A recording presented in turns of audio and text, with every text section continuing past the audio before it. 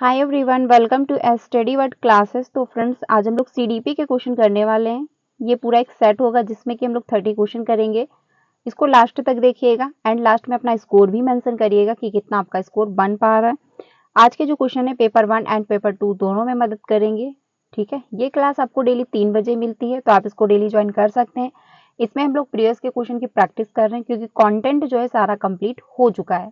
5 बजे की क्लास में हम लोग सोशल साइंस डिस्कस करते हैं, तो अगर आप 5 बजे की सोशल साइंस कंप्लीट करना चाहते हैं तो 5 बजे की जो क्लास है आप उसको ज्वाइन कर सकते हैं। अगर आप 3 बजे एंड 5 बजे दोनों क्लास ज्वाइन कर रहे हैं तो आपका पेपर 1 एंड पेपर 2 दोनों अच्छे से क्वालिफाई हो जाएंगे। तो स्टार्ट करते हैं। आज हम लोग सीडीपी के क्वेश्चन करेंगे। ये क्लास आपको क्या है 3 बजे मिलती है, तो आप इसको डेली ज्वाइन कर सकते हैं। चैनल पे पहली बार आए हो तो सब्सक्राइब कर लीजिएगा क्योंकि यहाँ से आपको सारी इन्फॉर्मेशन मिलती है टीचिंग से रिलेटेड एंड आपको यहाँ पे क्लासेस भी प्रोवाइड की जाती हैं। तो पहला जो आज क्वेश्चन है वो हम लोग देख लेते हैं।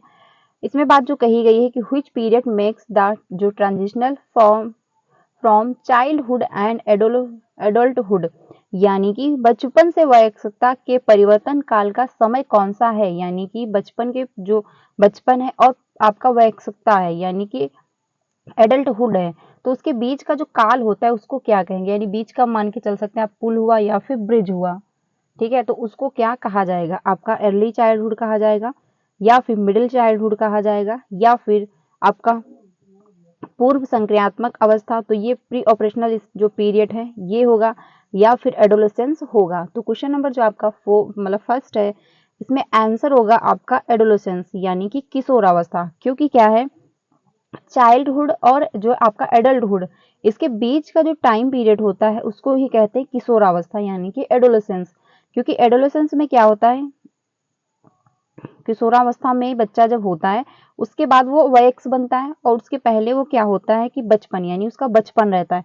लेकिन बीच का जो ये पुल होता है, बीच का जो ब्रिज है, उसको ही कहते हैं एडोलेसेंस। यानी बच्चा जब एडोलेसेंस में जाता है उसके बाद वो क्या है, वयस्क नागरिक बन जाता है यानी कि एडल्टहुड बन जाता है। लेकिन उसके पहले जब वो किशोरावस्था में नहीं होता है तो उसके पहले क्या होता है, वो चाइल्डहुड में ही रहता है। ठीक है, तो ये ध्यान रखिएगा, बीच का जो पुल होता है, बीच का जो ब्रिज होता है, किसको कहते हैं, आपको किशोरावस्था को कहते हैं यानी एडोलेसेंस को कहते हैं। ठीक है, तो ये ध्यान रखिएगा। आंसर आपका क्या है, 4 सही हो जाएगा।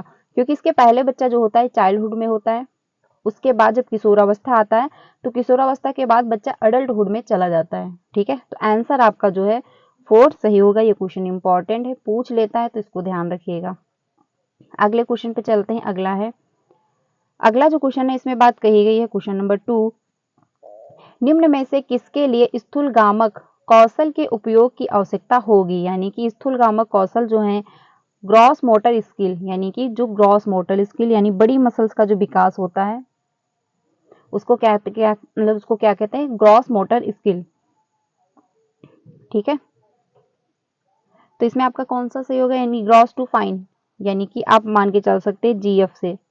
ठीक है, यानी कि ग्रॉस हुआ और ग्रॉस टू फाइन यानी बड़ी मसल्स का विकास पहले, उसके बाद जो है छोटी मसल्स का विकास होता है, तो ग्रॉस टू फाइन जा सकता है। तो इसमें कौन सा ऑप्शन होगा, यानी निम्न में से किसके लिए स्थूलगामक कौशल की आवश्यकता होगी। तो आपका पहला है ब्रश से पेपर पर पेंटिंग करना, या फिर पेपर के जो टुकड़े काटना और चिपकाना, या फिर सुई में धागा डालना, या फिर चलाना और मतलब चलना और दौड़ना। तो ग्रॉस टू जो ये डेवलपमेंट हो रहा होता है ये आपका ग्रॉस टू फाइन जा रहा होता है, यानी कि ग्रॉस टू क्या है, फाइन जा रहा होगा। ठीक है, ग्रॉस टू फाइन का क्या मतलब है, ग्रॉस का मतलब होता है बड़ी मसल्स का विकास, फाइन का मतलब होता है छोटी मसल्स का विकास। जैसे आप मान के चल सकते हैं कि जब एक छोटा बच्चा होता है तो पहले वो क्या है, अपनी गर्दन संभालता है, सबसे पहले वो बैठना सीख रहा होता है। ठीक है, फिर वो धीरे धीरे घिसड़ के चलता है, फिर वो चलना सीखता है, फिर क्या उसकी धीरे धीरे जो छोटी मसल्स हैं वो उनका विकास हो रहा होता है। यानी सबसे पहले बच्चा जो है बैठना सीखा, फिर धीरे धीरे वो घिसड़ता है, फिर बैठ मतलब खड़े होता है, फिर वो चलना सीखता है। तो पहले क्या है, बड़ी मसल्स का विकास है। ये तो नहीं बच्चा बैठना नहीं सीखा पर वो पेंसिल पकड़ना सीख रहा है, वो पेंसिल से लिखना सीख गया है, ऐसा तो पॉसिबल नहीं है। तो क्या है, पहली बड़ी मसल्स का विकास हो रहा होता है, फिर जाके उसके बाद जो है छोटी मसल्स का विकास होता है। यानी कि सबसे पहले जब बच्चा आप देखते हो कि पहले बॉल को जब पकड़ता है तो पूरी हाथ से पकड़ रहा होता है। ठीक है, लेकिन धीरे धीरे क्या होता है, जब छोटी मसल्स का विकास होता है, जब फिंगर्स पे जोर आता है तो वो बॉल को हाथों से यानी फिंगर का भी प्रयोग करके उठा लेता है। तो यानी कि जो डेवलपमेंट हो रहा होता है ग्रॉस टू फाइन जाता है, यानी पहले बड़ी मसल्स का विकास, फिर छोटी मसल्स का विकास हो रहा होता है। ठीक है, तो ये ध्यान रखिएगा। इसमें आपका जो बात कही जा रही है स्थूल गामक यानी बड़ी मसल्स का विकास है, क्योंकि ग्रॉस टू फाइन जाता है जो डेवलपमेंट होता है। जीएफ से भी आप लोग याद रख सकते हैं, या फिर ग्रॉस टू फाइन से भी आप लोग याद रख सकते हैं कि ग्रॉस का मतलब होता है बड़ी मसल्स का विकास, फाइन का मतलब होता है छोटी मसल्स का विकास। तो सबसे पहले बड़ी मसल्स का विकास होता है, फिर जाके छोटी मसल्स का विकास हो रहा होता है। तो इसमें आपका आंसर जो होगा यानी ग्रॉस टू फाइन जा रहा है, तो ग्रॉस का मतलब ही होता है बड़ी मसल्स का विकास। तो ब्रेस्ट को पकड़कर जो पेपर पर पेंटिंग कर रहा है, तो इसमें क्या है, छोटी मसल्स का विकास हो रहा है, क्योंकि फिंगर का प्रयोग करेगा। आंखों की जो मसल्स हैं उनका यानी ध्यान देना पड़ेगा कि ब्रश इधर से उधर ना हो जाए, तो इसमें छोटी मसल्स का विकास हो रहा है। पेपर के टुकड़े काटना, इसमें भी आपका छोटी मसल्स का विकास है। सुई में धागा डालना, ये भी आपका छोटी मसल्स का विकास है। लेकिन जो आपका चलना और दौड़ना है, ये आपकी बड़ी मसल्स का विकास है। ठीक है, अगर आप रनिंग कर रहे हो, आप दौड़ रहे हो, चल रहे हो, वॉक कर रहे हो, तो इसमें बड़ी मसल्स का विकास हो रहा है, क्योंकि आपकी पैरों की यानी कि मसल्स जो है उनका डेवलपमेंट हो रहा होता है। तो इसमें बड़ी मसल्स का विकास है, यानी कि आपका आंसर क्या है, 4 सही हो जाएगा। अगर यहीं पे फाइन मोटर स्किल होता तो आपका थर्ड भी सही हो सकता था, 2 भी सही हो सकता था, फर्स्ट भी सही हो सकता था, क्योंकि छोटी मसल्स का विकास जो होता है, सुई में धागा डालना हुआ, पेंटिंग करना हुआ, हाथ पेन से पकड़ करके कुछ लिखना हुआ, तो इसमें छोटी मसल्स का विकास हो रहा होता है। ठीक है, आंसर आपका क्या है, 4 सही हो जाएगा। ये ध्यान रखिएगा, इंपॉर्टेंट है, हो सकता है आप पूछ लिया जाए। अगले क्वेश्चन पे चलते हैं, क्वेश्चन नंबर 3 पे। इसमें बात कही गई है कि सोशलाइजेशन की प्रथम जो है संस्था है, यानी प्रथम जो है एजेंसी है सोशलाइजेशन की, कौन सी? आपका फैमिली है, स्कूल है, फ्रेंड्स है, मीडिया है।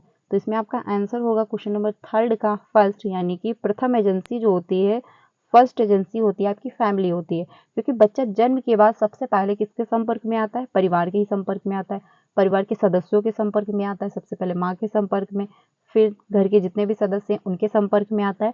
तो सबसे पहले बच्चा जिनके भी संपर्क में आ रहा होता है, जिनसे भी तौर तरीके सीख रहा होता है, जिनसे भी लैंग्वेज सीख रहा होता है, जिनसे भी रहन सहन जो भी मतलब प्रभाव पड़ रहा होता है, सबसे पहले फैमिली का ही पड़ता है बच्चे पर। तो वो आपकी फर्स्ट एजेंसी हो जाएगा। उसके बाद आस पड़ोस के लोग हुए, उसके फ्रेंड हुए, फिर वो विद्यालय जाता है। तो विद्यालय अगर जाना मतलब पास पड़ोस अगर हो जाता है परिवार के साथ ही, तो वो भी आपका फर्स्ट एजेंसी में जाता। लेकिन सबसे फर्स्ट प्रायोरिटी जो होती है आपके परिवार ही होती है, यानी फैमिली जो होती है वो सोशलाइजेशन की फर्स्ट एजेंसी मानी जाती है। किसी भी कंडीशन में जो फैमिली है वो सेकंड एजेंसी नहीं हो सकती। ठीक है, लेकिन जो आपका विद्यालय है, जो आपका स्कूल है, फ्रेंड्स है, मीडिया है, ये आपका सेकंड एजेंसी के अंतर्गत जाएगा, यानी जिसका प्रभाव आप पे डायरेक्ट ना पड़ रहा हो। ठीक है, वो आपका सेकंड एजेंसी होता है। अब बात ये कही जाएगी क्योंकि स्कूल जो है, स्कूल का डायरेक्ट प्रभाव बच्चे पे पड़ता है, क्योंकि बच्चा वहां पर जाकर के सीख रहा होता है। तो बच्चा वहां पे बाद में जाकर के सीखता है, पहले वो फैमिली के अंतर मतलब फैमिली के संपर्क में आता है, उसके बाद वो विद्यालय जाना स्टार्ट करता है। तो ये आपका सेकंड एजेंसी के अंतर्गत चला जाएगा। मीडिया भी आपका सेकंड एजेंसी होगा, क्योंकि मीडिया का डायरेक्ट प्रभाव पर नहीं पड़ता, इनडायरेक्ट पड़ रहा होता है। ठीक है, आंसर आपका फर्स्ट सही हो जाएगा। अगले क्वेश्चन पे चलते हैं, अगला है क्वेश्चन नंबर 4। इसमें बात जो कही गई है कि यह मान्यता है कि भौतिक वस्तुएं जैसे गुड़िया, कार में जो है सजीव गुण होते हैं, क्या कहलाती है? यानी कि ये मानता है, मतलब ये माना जा रहा है कि जो गुड़िया हैं और जो कार है उसमें क्या है, जान पाई जाती है, उसमें क्या है, जीव है, उसमें जान है। तो ये जो मतलब ये जो गुण है ये क्या कहलाएगा? पहला है जीववाद, जो है जीववादी सोच है, ये आपका जो है जीन पियाजे से क्वेश्चन पूछा गया है, क्योंकि जीन पियाजे में जो भी ये मतलब बताया गया है कि बच्चा जो है प्री ऑपरेशनल स्टेज जो होती है उसमें बच्चा ये मान रहा होता है कि गुड़िया जो है या फिर कोई भी खिलौना है जिसमें क्या है, जीव है, जिसमें कि जान है। आपने देखा होगा जब छोटा बच्चा खेल रहा होता है तो अगर उसको किसी भी चीज से चोट लग जाती है, तो अगर आप उसको मार देते हैं तो उसको लगता है कि इसको भी चोट लगी है। ठीक है, तो बच्चा ये सोच रहा होता है कि इसमें यानी हर चीज में क्या है, जीव है, हर चीज में क्या है, जीवन है, यानी हर चीज में क्या है, सजीव है, यानी कि उसमें जीवन है। तो आपका जीववादी सोच होगा, या फिर पदानुक्रमित सोच होगा, या फिर केंद्रीकरण होगा, या फिर वर्गीकरण होगा। तो क्वेश्चन नंबर जो 4 है इसका फर्स्ट ऑप्शन होगा, यानी कि जीववादी सोच है बच्चे में, प्री ऑपरेशनल स्टेज है, ये भी ध्यान रखिएगा। ठीक है, आंसर आपका क्या है, फर्स्ट सही हो जाएगा। अगले क्वेश्चन पे चलते हैं, अगला है क्वेश्चन नंबर 5, इसमें जो है अदर्शन और रीजन का क्वेश्चन दिया गया है। इसमें बात कही गई है कि 4 वर्षीय रिया लंबे लंबे और चौड़े 2 बर्तन में एक ही समय में जो है समान मात्रा में पानी डालते समय बर्तनों की ऊंचाई और चौड़ाई को एक ही समय में ध्यान में नहीं रख पाती। यानी एक बच्ची है, 4 साल की है। ये जो 4 साल की प्री ऑपरेशनल स्टेज है अकॉर्डिंग टू जो है पियाजे के अनुसार, और पियाजे की थ्योरी से क्वेश्चन पूछा भी गया है। ठीक है, तो जो 4 साल की बच्ची है वो क्या कर रही है, जब पानी बदला जा रहा है तो वो बर्तन जो है मतलब उस समय जो है बर्तनों की ऊंचाई और चौड़ाई पर ही उसका ध्यान केंद्रित है। यानी जो चौड़ाई है और ऊंचाई है को एक ही समय में ध्यान जो है नहीं रख पा रही, यानी उसका जो ध्यान है वो केंद्रित नहीं हो पा रहा है। रीजन जो दिया गया, जीन पियाजे के अनुसार रिया संज्ञानात्मक विकास में पूर्व संक्रियात्मक चरण में है। तो बिल्कुल सही बात है, क्योंकि क्या है प्री ऑपरेशनल स्टेज है जिसकी एज है 2 से 7 वर्ष। ठीक है, और रिया क्या है 4 वर्ष की ही है, तो ये इसी के अंतर्गत चली जाएगी। बच्चे को ये नहीं पता कि शेप और साइज के बदलने से क्वांटिटी में कोई परिवर्तन नहीं आ रहा है। उसका ध्यान इस बात पे है कि जो शेप और साइज है अगर ये चेंज होता है तो जो पानी है, यानी आप मान के चलिए अगर एक ये गिलास दिया है, एक ये गिलास है और ये गिलास है, तो बच्ची को ये लगता है कि जो ये बड़ा वाला गिलास है इसमें ज़्यादा पानी है, बल्कि ये चौड़े वाले गिलास में कम पानी है, क्योंकि उसका ध्यान जो है शेप और साइज पे नहीं, इसका ध्यान यहाँ पे कि ये लंबा है ये बड़ा है तो इसमें ज़्यादा पानी होगा। उसको लगता है शेप और साइज के बदलने से क्वांटिटी में भी परिवर्तन आ जाता है। ठीक है, तो ये ध्यान रखिएगा, बच्चे का जो ध्यान है वो चौड़ाई और ऊंचाई पे ध्यान एक साथ जो है ध्यान नहीं दे पा रही है। ठीक है, आंसर आपका जो है फर्स्ट सही होगा, यानी कि प्री ऑपरेशनल स्टेज पर बच्ची है। आंसर आपका फर्स्ट सही हो जाएगा। अगले क्वेश्चन पे चलते हैं, क्वेश्चन नंबर 6 पे। इसमें बात कही गई है कि संकेतों व अन्य तरीकों द्वारा बच्चों को जरूरत पड़ने पर मदद करना किसका उदाहरण है। यानी कि अगर जरूरत पड़ रही है बच्चे को तो आप गाइड भी कर रहे हैं, उसको संकेत भी दे रहे हैं, ठीक है, उसको सपोर्ट भी कर रहे हैं, आप हेल्प भी दे रहे हैं, गाइड भी कर रहे हैं, तो ये किसके उदाहरण है। यानी कि आप मदद कर रहे हो, आप हेल्प दे रहे हो, तो ये किसके उदाहरण है। पहला है इसके फोल्डिंग होगा, या फिर पुनर्बलन होगा, रिफॉर्समेंट होगा, या फिर अनुबंधन होगा, कंडीशनिंग होगा, या फिर आपका संज्ञानात्मक द्वंद्व यानी कि कॉग्निटिव जो है कन्फेक्ट होगा। तो आंसर आपका क्वेश्चन नंबर जो आपका 6 है इसमें बात कही जा रही है, यानी कि आप सपोर्ट कर रहे हो, बच्चे को गाइड दे रहे हो, यानी बच्चे को गाइड कर रहे हो, आप संकेत दे रहे हो, आप सॉल्व क्वेश्चन दे रहे हो, तो ये किसके उदाहरण है। ये आपका जो है इसके फोल्डिंग है अकॉर्डिंग टू वाइगोस्की, क्योंकि जहां पर भी बच्चे को दिक्कत हो रही है टीचर क्या है उसकी मदद कर रहा है, जहां पर भी उसको सपोर्ट की जरूरत है अगर टीचर ने थोड़ी सी मदद कर दी तो बच्चा क्या है आगे ग्रो कर लेगा। मान के चलिए अगर कहीं पर बच्चे को समस्या हुई और टीचर ने थोड़ी सी मदद दे दी तो बच्चा वहां से निकल के आगे बढ़ जाएगा। फिर बच्चे को थोड़ी सी दिक्कत हुई, फिर टीचर ने मदद दे दी, बच्चा फिर आगे ग्रो करेगा। यानी धीरे धीरे करके बच्चे का क्या है ग्रो हो जाएगा। तो आंसर आपका फर्स्ट सही होगा। वाइगोस्की की थ्योरी में जो यानी तीन चार ही बातें जो सबसे इंपॉर्टेंट है, सबसे पहले आपका इसके फोल्डिंग है, MKO है और आपका ZPD है। ठीक है, जो आपका ZPD है, ये सारे टर्म अगर आप ध्यान रखते हैं कि ZPD क्या है, MKO क्या है, इसके फोल्डिंग क्या है, तो आप वाइगोस्की की थ्योरी अच्छे से कर लेंगे। और वाइगोस्की की थ्योरी में सबसे ज्यादा इन्होंने किसको महत्वपूर्ण माना है, भाषा को। ठीक है, क्योंकि भाषा ही हम जो होती है भाषा के माध्यम से बच्चे का डेवलपमेंट भी हो पा रहा होता है। तो इनकी थ्योरी ही आधारित है सोशल कल्चर अप्रोच, यानी सामाजिक सांस्कृतिक सिद्धांत पर ही आधारित है। तो मतलब वाइगोस्की ये मानते हैं कि अगर बच्चे का इन्वायरमेंट अच्छा दिया जा रहा है तो वो अपनी उम्र के हिसाब से भी बेहतर सीखेगा। लेकिन वहीं पर अगर पियाजे कहते हैं कि बच्चे का जितना डेवलपमेंट होगा वो उतना ही सीख पाएगा, क्योंकि पियाजे ने क्या किया, बच्चे का जो डेवलपमेंट है उन्होंने स्टेजों में डिवाइड कर दिया। लेकिन वाइगोस्की ये कहते हैं कि अगर बच्चे का इन्वायरमेंट अच्छा दिया जा रहा है, बच्चा अगर अच्छे इन्वायरमेंट में रह रहा है तो अपनी उम्र के हिसाब से भी बेहतर सीखेगा। ठीक है, तो ये भी ध्यान रखिएगा। अब हम लोग बात कर लेते हैं MKO क्या है, इसके फोल्डिंग क्या है और ZPD क्या है, फटाफट से कम शब्दों में। तो आपका जो MKO है और आपका ZPD है, बात करते हैं आपका ZPD, यानी आप मान के चलिए आप यहाँ पे खड़े हो, आपकी संभावना है कि आप यहाँ तक पढ़ मतलब खुद से आप यहाँ तक कर पा रहे थे, खुद से आपका डेवलपमेंट यहाँ तक हो पा रहा था। अब आपकी संभावना है कि आप ग्रो यहाँ तक कर लोगे। ठीक है, तो अब आपकी मतलब आप मान के चलिए एक बच्ची है, एक छोटी बच्ची है, जो कि साइकिल चलाना सीख रही है। ठीक है, आप ऐसे समझिए, एक छोटी बच्ची जो कि साइकिल चलाना सीख रही है। अब वो खुद से तो इतनी उसमें मतलब मैच्योरिटी आ चुकी है कि वो साइकिल को पकड़ लेती है और साइकिल पे बैठ भी जा रही है। ठीक है, लेकिन वो साइकिल चला नहीं पा रही, लेकिन उसकी संभावना है क्योंकि वो साइकिल को संभाल रही है, साइकिल पे बैठ करके बैलेंस बना पा रही है। अब उसकी संभावना है कि वो साइकिल को चला लेगी। ठीक है, अब उसको चाहिए मदद, अगर उसको हेल्प मिल जाए किसी की तो क्या है, वो साइकिल चलाना सीख जाएगी।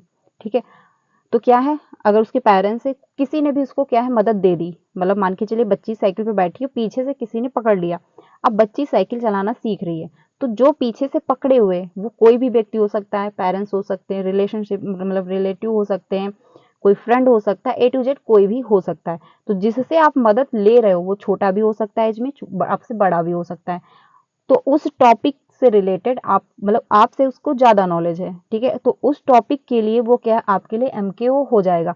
मान के चलिए जो आप मतलब आप साइकिल चलाना सीख रहे हो, तो जिस व्यक्ति ने पकड़ा है तो वो साइकिल सीखने के लिए क्या है आपके लिए वो एमकेओ हो जाएगा, क्योंकि आपको उससे मतलब उसको आपसे ज़्यादा नॉलेज है। ठीक है, कि साइकिल को कैसे कैसे बैलेंस बनाना है, कैसे साइकिल को चलाना है, वो क्या है आपको गाइड कर रहा है। तो साइकिल मतलब किसी ने पकड़ी, फिर आप साइकिल को चला रहे हो, अगर आप साइकिल को चलाना सीख गए तो ये आपके लिए क्या हो जाता है, जो उसने साइकिल पकड़ी, जो उसने आपको मदद दी, जहां पर भी दिक्कत हुई आपने उसने आपको सपोर्ट किया, तो जो उसने सपोर्ट किया जो कि दिख नहीं रही है बट उसने हेल्प की आपकी, वो हो जाती है आपकी इसके फोल्डिंग। लेकिन जो हेल्प दे रहा है, जो व्यक्ति हुआ या कोई भी हो सकता है आपसे छोटा बड़ा, वो आपके लिए हो जाता है एमकेओ। ठीक है, और आपकी संभावना थी कि आप ग्रो करोगे, आप साइकिल चला लोगे, क्योंकि आप साइकिल पकड़ भी मतलब बैलेंस भी बना पा रहे हो, साइकिल पे बैठ करके आप बैलेंस वगैरह बना पा रहे हो, साइकिल को संभाल भी पा रहे हो। अब आपकी संभावना थी कि आप साइकिल चला लोगे, तो जो आपकी संभावना थी वो जो आप खुद से कर पा रहे थे और जो आपकी संभावना थी कि आप यहाँ तक जो ग्रो करोगे कि आप साइकिल चला लोगे, तो उसके बीच का जो क्षेत्र होता है उसको कहते हैं जेडपीडी। ठीक है, ये ध्यान रखिएगा कि जो बीच का क्षेत्र होता है उसको जेडपीडी कहते हैं। अब ये तो नहीं कल को आप प्लेन उड़ाना सीख जाओगे, ये तो पॉसिबल नहीं है। तो इस वजह से जो बीच का क्षेत्र होता है यानी कि आप खुद से जो कर पा रहे हो, वो जो आपकी संभावना है कि किसी की हेल्प मिल जाए तो आप ग्रो कर लोगे, तो उसके बीच का जो क्षेत्र होता है वो आपका जेडपीडी होता है। जिससे भी आप मदद लेते हो, वो आपसे छोटा भी बड़ा हो सकता है, आपसे बड़ा भी हो सकता है। देखिए ये कहना गलत होगा कि वो आप मतलब वो जिससे भी आप मदद लोगे वो हर क्षेत्र में आपसे बेहतर होगा, ये पॉसिबल नहीं है।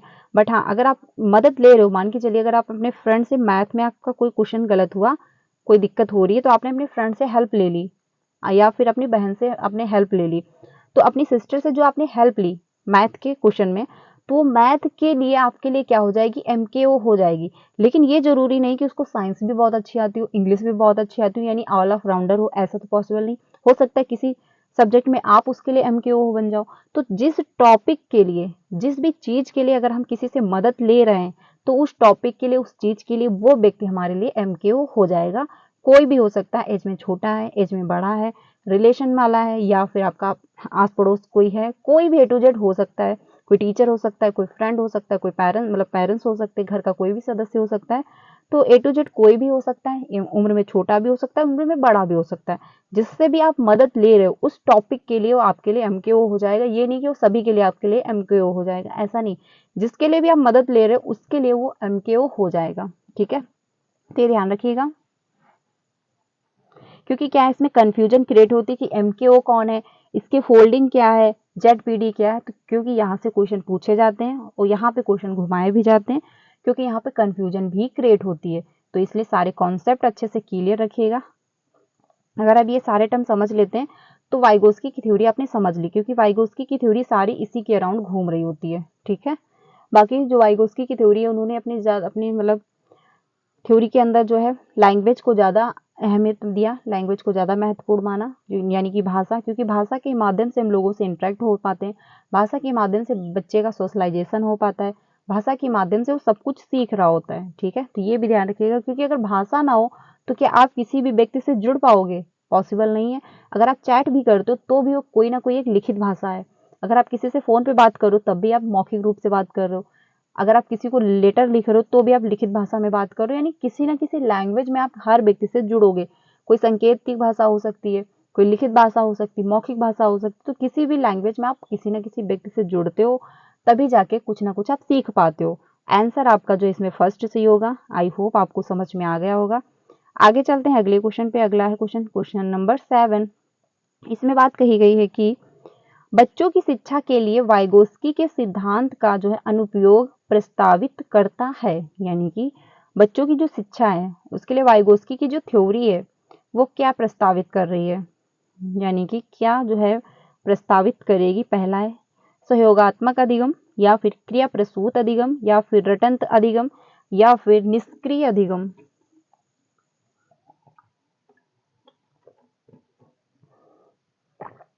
तो इसमें आपका जो आंसर होने वाला है यानी सहयोगात्मक अधिगम होगा।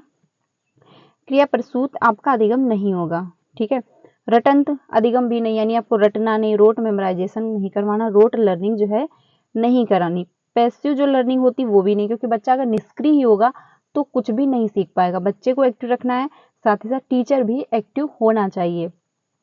आंसर आपका मच बेटर है फर्स्ट, क्योंकि सहयोगात्मक लर्निंग होगी, यानी सहयोगात्मक अधिगम जब होगा तभी जाके बच्चा सीख पाएगा। और ये जो सहयोगात्मक अधिगम होता है सबसे बेस्ट माना जाता है।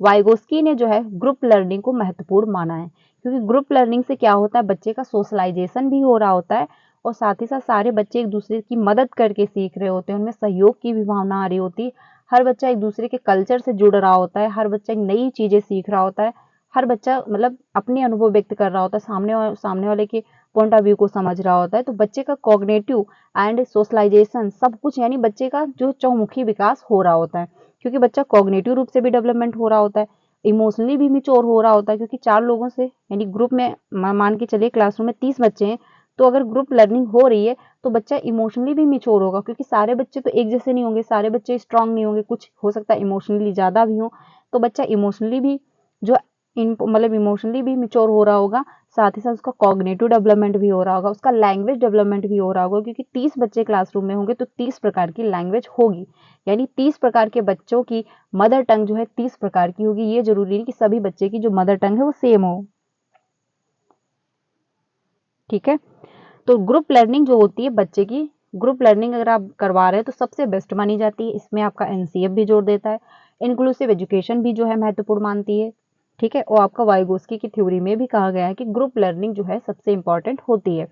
तो ग्रुप लर्निंग अगर क्लासरूम में हो रही है तो सबसे बेस्ट है। उसमें क्या, बच्चा सक्रिय रहेगा, यानी सारे बच्चे एक्टिव रहेंगे, क्योंकि आपस में बच्चे डिस्कस कर रहे होंगे, आपस में बच्चे जो है अनुभव जो है साझा कर रहे होंगे, एक दूसरे की मदद कर रहे होंगे, बच्चे के सारे सेंस इन्वॉल्व होंगे, तो बच्चा एक्टिव होगा। और जहाँ पे बच्चा एक्टिव है, जहाँ पे बच्चे एक दूसरे की मदद करके सीख रहे हैं, वहां पे लर्निंग बेस्ट होगी। आंसर आपका क्या है, फर्स्ट सही हो जाएगा। अगले क्वेश्चन पे चलते हैं, क्वेश्चन नंबर 8 पे। क्वेश्चन नंबर जो 8 है इसमें बात कही गई है कि कोहल वर्ग के नैतिक विकास के किस चरण में व्यक्ति अपने व्यवहार के परिणाम के बजाय दूसरे की अपेक्षा अनुसार कार्य करता है, यानी कि वो खुद को नहीं देख रहा है कि मेरा क्या सपना है, मेरा क्या पॉइंट ऑफ व्यू है, बट ये क्या कर रहा है, दूसरे को खुश करने में वो लगा है, यानी दूसरे क्या सोच रहे हैं, मम्मी क्या सोच रही, फ्रेंड क्या सोच रहे, टीचर क्या सोच रहे, टीचर इंप्रेस होंगे या नहीं होंगे, तो बच्चा क्या है दूसरों को खुश करने में लगा, यानी होमवर्क वो कंप्लीट करके इसलिए ला रहा है कि टीचर मेरी तारीफ करेंगी, टीचर हमसे खुश हो जाएंगी।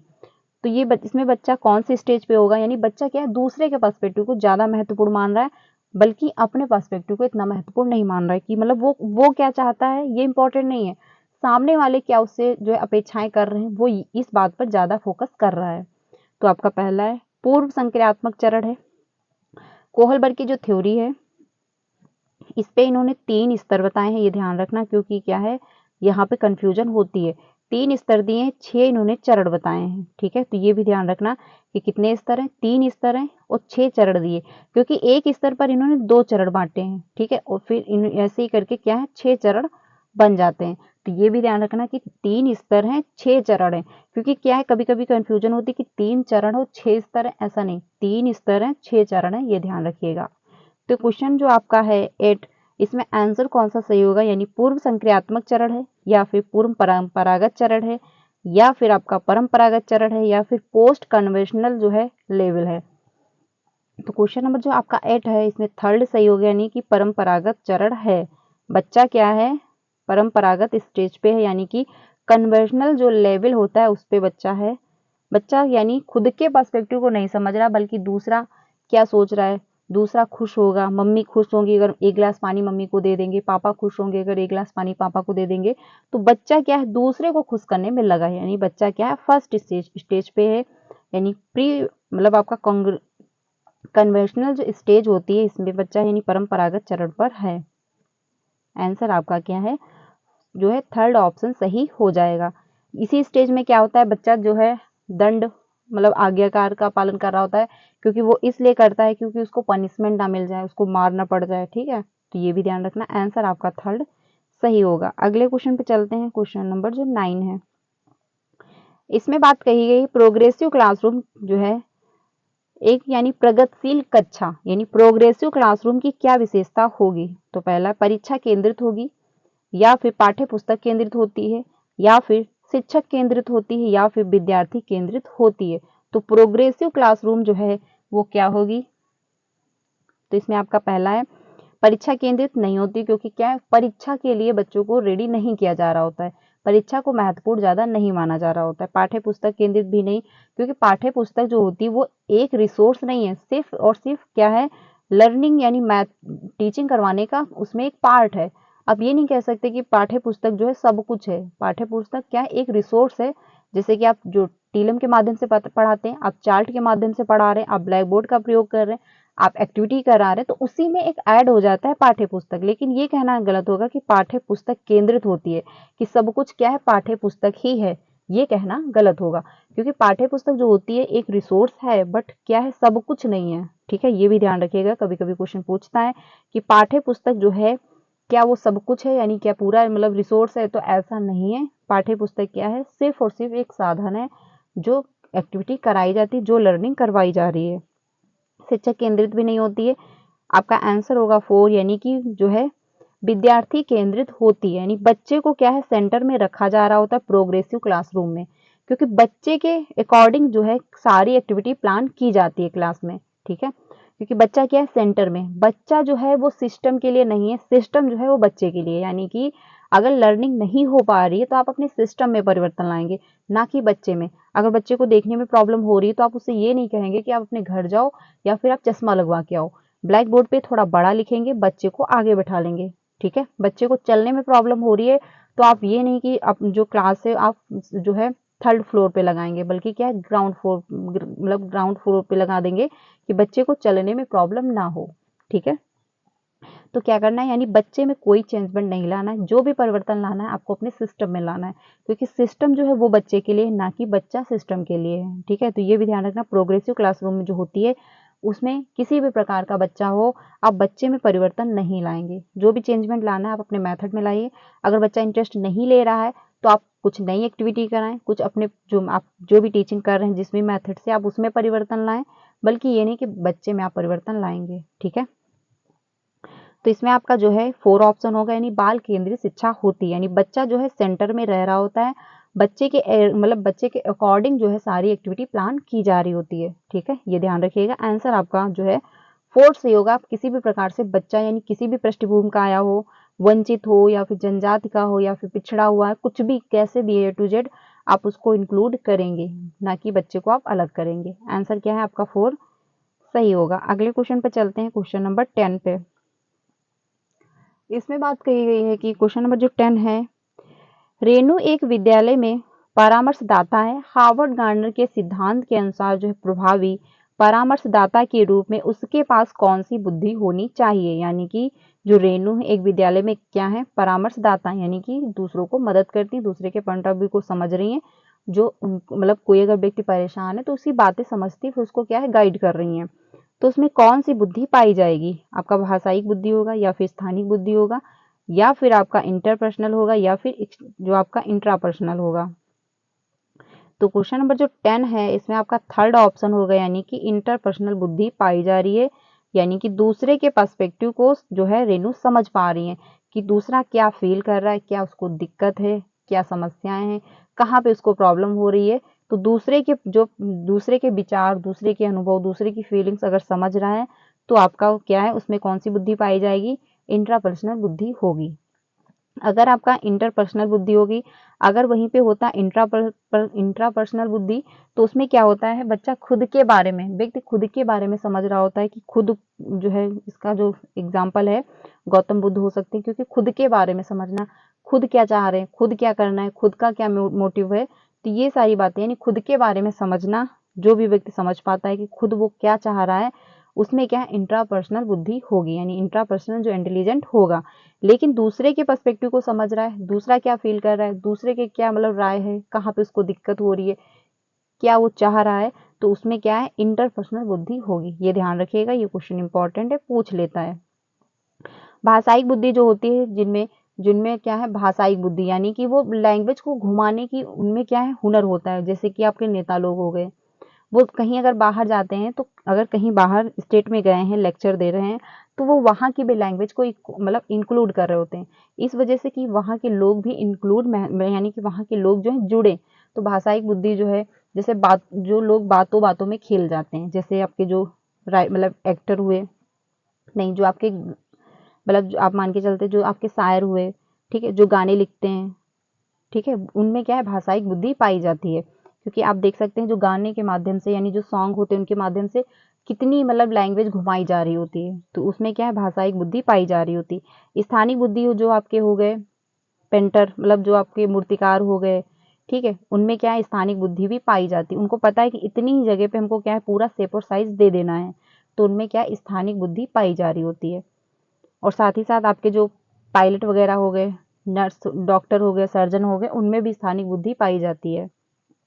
आंसर आपका जो है इसमें थर्ड सही हो जाएगा। अगले क्वेश्चन पे चलते हैं। क्वेश्चन नंबर अगला जो है 11 है, इसमें बात कही गई है कि राष्ट्रीय शिक्षा नीति 2020 के अनुसार एक शिक्षक को शिक्षण अधिगम प्रक्रिया के दौरान जो है प्राइमरी स्कूल के बच्चों के संप्रेषण के लिए किस भाषा का प्रयोग करना चाहिए। यानी कि प्राइमरी स्तर का बच्चा है, उसके संप्रेषण के लिए आप कौन सी भाषा का प्रयोग करेंगे, यानी कि बच्चे से आप बातचीत करना चाह रहे हैं, तो कौन सी भाषा का प्रयोग करेंगे, राष्ट्रीय शिक्षा नीति 2020 के अनुसार पूछा है। पहला है केवल क्षेत्रीय भाषा का, या फिर केवल जो है हिंदी भाषा का, या फिर केवल अंग्रेजी भाषा का, या फिर बच्चों की मातृभाषा का। तो क्वेश्चन नंबर जो आपका है इसमें कौन सा सही होगा, क्वेश्चन नंबर 11, इसमें आपका आंसर होगा 4, क्योंकि क्या है, बच्चों की मातृभाषा यानी बच्चे की मदर टंग क्या है, उसके द्वारा आप जो है बच्चे से संप्रेषण यानी कि बच्चे से बातचीत करेंगे। आंसर आपका जो है 4 सही होगा। क्षेत्रीय भाषा जो है, क्योंकि बच्चा छोटा है, प्राइमरी स्तर की बात कही जा रही है, उसको क्षेत्रीय भाषा नहीं आ रही होगी। हिंदी भाषा बच्चे की जो लैंग्वेज, जो उसकी मदर टंग है, आप उसमें बात करेंगे। अंग्रेजी यानी इंग्लिश जो है, उसमें भी आप बात नहीं करेंगे।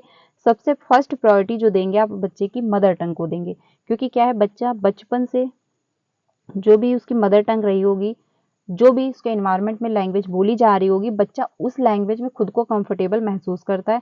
क्योंकि क्या है, वो धीरे धीरे वही लैंग्वेज जो है अपने एनवायरनमेंट से एक्वायर कर रहा होता है, उसी लैंग्वेज में वो खुद को कंफर्टेबल महसूस कर पा रहा होता है, उसी लैंग्वेज में हर चीज को अभिव्यक्त कर पाएगा, खुद को भी अच्छे से एक्सप्लेन कर पाएगा। मान के चलिए किसी बच्चे की मदर टंग जो है वो हिंदी है, लेकिन अगर आप मतलब एज अ टीचर के रूप में आप कह रहे हैं कि खुद को जो है, खुद के बारे में आप इंग्लिश में एक्सप्लेन करें, तो क्या वो इंग्लिश में खुद के बारे में एक्सप्लेन कर पाएगा। अगर उसको आता भी होगा तब भी वो अच्छे से एक्सप्लेन नहीं कर पाएगा, क्योंकि लैंग्वेज जो है उसको आती है हिंदी, बट आप इंग्लिश में कह रहे हो, तो क्या वो खुद को एक्सप्लेन कर पाएगा, नहीं कर पाएगा। तो इसीलिए क्या कहा गया, जो भी आपके मतलब आपका जो एनसीएफ है वो भी यही कहता है कि बच्चे की मदर टंग में ही आपको पढ़ाना है, बच्चे की मदर टंग में ही सबसे फर्स्ट प्रायोरिटी आपको देनी है कि बच्चा खुद को एक्सप्लेन करे। आंसर आपका 4 सही होगा, क्योंकि बच्चा क्या है, अपनी मदर टंग में खुद को कंफर्टेबल महसूस कर पाता है, अच्छे से एक्सप्लेन कर पाएगा, आपकी बात समझेगा, खुद को भी अच्छे से अभिव्यक्त कर पाएगा। आंसर आपका क्या है, 4 सही हो जाएगा। आगे चलते हैं अगले क्वेश्चन पे। मातृभाषा में ही बात कही जाती है कि 1 to 5 में भी पढ़ा, यानी कि 1 to 5 में तो कंपलसरी कि आपको मदर टंग में ही पढ़ाना है। 6 to 8 में भी बात होती है कि बच्चे को क्या है, मदर टंग में ही पढ़ाया जाए। आंसर आपका 4 सही होगा। अगले क्वेश्चन पे चलते हैं, क्वेश्चन नंबर 12 पे। क्वेश्चन नंबर जो 12 है, इसमें बात कही गई है कि 5 साल की वैशाली ने अपनी माँ से कहा, माँ मुझे अमित की तरह फुटबॉल चाहिए। वैशाली को जवाब देते हुए उसकी माँ ने कहा, फुटबॉल से तो केवल लड़के खेलते हैं, मैं तुम्हारे लिए एक छोटी सी प्यारी गुड़िया लाऊंगी। माँ का जवाब क्या दिखाता है? यानी कि एक 5 साल की जो बच्ची है जिसका नाम वैशाली है, वो माँ से कहती है कि अमित की तरह मुझे फुटबॉल चाहिए। लेकिन माँ क्या कह रही है कि हम आपके लिए प्यारी सी गुड़िया लाएंगे, क्योंकि क्या वो लड़की है इस वजह से। तो ये धारणाएं बनी हैं लोगों में कि लड़कियां जो है गुड़िया से ही खेलेंगी, लड़के जो है फुटबॉल खेलेंगे। तो ये जो माँ का जवाब रहा वो किसको दर्शा रहा है? पहला है जेंडर भूमिका में लचीलापन है, या फिर लिंग समानता है, या फिर लिंग रूढ़िबद्धता है, या फिर लिंग प्रासंगिकता है। तो अगर लिंग में लचीलापन होता, यानी अगर जिन जेंडर भूमिका में लचीलापन होता तो क्या है, तो वो उसके लिए फुटबॉल लाती। बट उन्होंने क्या कह दिया कि लड़के फुटबॉल खेलते हैं, हम तुम्हारे लिए प्यारी सी गुड़िया लाएंगे। यानी उनमें क्या है, लचीलापन नहीं है, बल्कि क्या है, स्टीरियोटाइप बनी हुई, यानी लैंगिक रूढ़िबद्धता बनी हुई है कि लड़कियां जो हैं वो गुड़िया खेलेंगी, लड़के जो हैं वो फुटबॉल खेलेंगे। लड़के जो है क्रिकेट खेल सकते हैं, लड़कियां जो है क्रिकेट नहीं खेल सकती। ठीक है, तो माँ के मतलब माँ जो है उनमें क्या है, जेंडर स्टीरियोटाइप बना हुआ है, यानी लिंग रूढ़िबद्धता बनी हुई है। आंसर आपका क्या है, थर्ड सही हो जाएगा। क्योंकि ये तो कहीं बुक में नहीं लिखा है कि लड़कियां जो है गुड़िया ही खेलेंगी, लड़के जो है फुटबॉल ही खेलेंगे, लड़के जो है क्रिकेट खेलेंगे, लड़कियां जो है क्रिकेट नहीं खेल सकती, लड़कियां जो है बैडमिंटन नहीं खेल सकती। तो ये सारी जो धारणाएं बनी है कि लड़कियां घर में ही रहेंगी, लड़कियां बड़ी सॉफ्ट होती हैं, लड़कियां केयरिंग होती हैं, लड़के केयरिंग नहीं होते। तो ये सारी जो बातें हैं, आज की डेट में बहुत सारा इम्प्रूवमेंट है, बट कहीं कहीं आज भी ये दिक्कत है, कहीं पर आज भी जो है स्टीरियोटाइप को दर्शाया जा रहा है। आंसर आपका थर्ड सही होगा। यानी कि ये भी कह दिया जाता है कि तुम लड़की होकर इतना क्यों हंस रही हो। ठीक है, हंसने पर भी पाबंदी लगाई जा रही होती है। आंसर आपका थर्ड सही होगा। अगले क्वेश्चन पे चलते हैं 30 पे। क्वेश्चन नंबर जो 13 है, इसमें बात कही गई है कि बच्चों का जो है नामीकरण व उन्हें वर्गों में बांटना। यानी बच्चे को आप क्या कर रहे हो, नामीकरण कर रहे हो, और उनको वर्गों में, यानी कि आप उनको क्या डिवाइड कर रहे हो। तो आंसर आपका इसमें कौन सा सही होगा?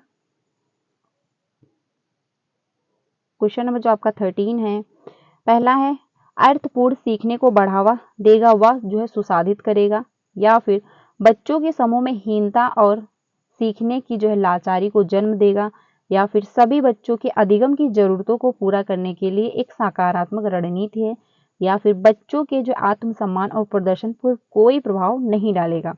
तो क्वेश्चन नंबर जो आपका 13 है, आंसर आपका सेकंड होगा, यानी कि बच्चों के समूह में हीनता और सीखने की लाचारी को जन्म देगा। तो बिल्कुल सही बात है। अगर आप बच्चे को नामित कर रहे हो कि तुम पिछड़े वर्ग से हो, तुम वंचित पृष्ठभूमि से आए हो, तुम जनजात के लोग हो, बच्चे हो, तुमको कुछ नहीं आता, तुम ये हो वो हो, बच्चों को वर्गीकृत कर रहे हो, बच्चों को नाम मतलब बच्चे के नाम के अनुसार उनको वर्गीकृत कर रहे हो, तो इनमें क्या है, बच्चे में हीनता की भावना आएगी, उनको अलग थलग महसूस होगा, वो क्लासरूम में कंफर्टेबल महसूस नहीं करेंगे।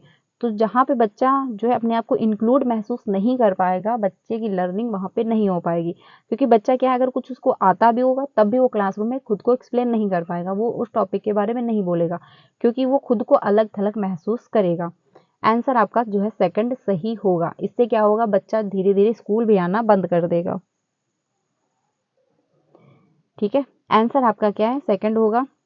क्योंकि अगर आप बच्चे को वर्गीकृत कर रहे हो, उसको बांट रहे हो कि तुम वंचित पृष्ठभूमि से हो, तुम अलग हो, तुम ये हो वो हो, तो उन बच्चे में क्या है, हीनता की भावना आएगी। अगर बच्चा कुछ ग्रो भी करना चाह रहा होगा तो भी वो ग्रो नहीं कर पाएगा, क्योंकि टीचर की जो थिंकिंग होती है बच्चे के डेवलपमेंट को काफी प्रभावित कर रही होती है।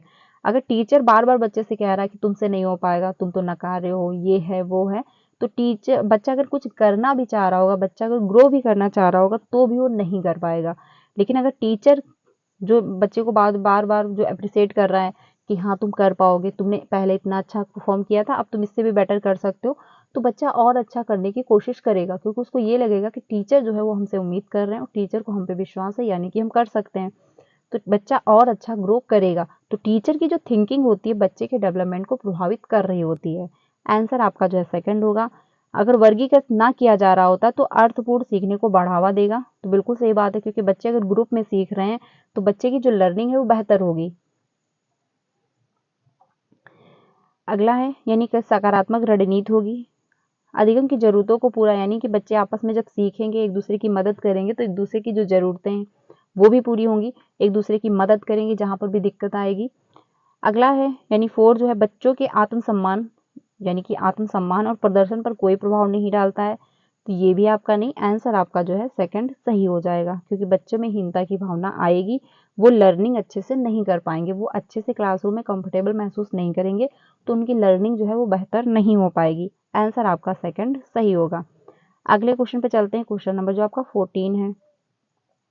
इसमें बात कही गई है कि सतत व समग्र मूल्यांकन से क्या जो है मायने हैं, यानी जो सतत और समग्र मूल्यांकन होता है वो उसके क्या मायने हैं। पहला है विद्यार्थियों की एक दूसरे से तुलना करना, यानी जो सतत और मूल्यांकन होता है उसमें एक दूसरे से कंपटीशन होता है, एक दूसरे से तुलना की जा रही होती है। या फिर बच्चे के व्यापक विकास से जुड़ी सभी स्कूली गतिविधियों के आकलन के सभी पहलुओं को शामिल करना। या फिर केवल शैक्षिक गतिविधियों के आधार पर बच्चों के प्रदर्शन का मूल्यांकन करना। या फिर साल के अंत में बच्चों का मूल्यांकन करना, उनकी जो है अगली कक्षा में जो है पदोन्नति का निर्णय लेने के लिए मूल्यांकन करना, यानी बच्चे जो है नेक्स्ट क्लास में पहुंच जाएं इसलिए आप मूल्यांकन करेंगे।